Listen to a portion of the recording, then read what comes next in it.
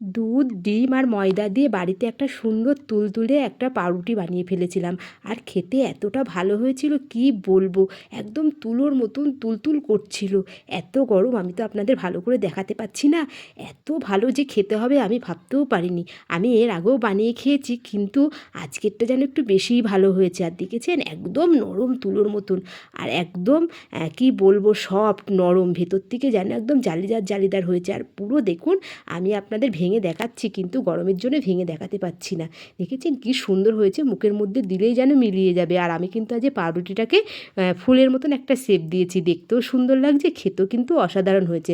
আমার যদি এরকম নতুন নতুন ভিডিও দেখতে চাই, অবশ্যই আমার চ্যানেলটিকে ফলো করবেন আর আমার পাশে থেকে আমাকে একটু সাহায্যের হাত বাড়িয়ে দেবেন।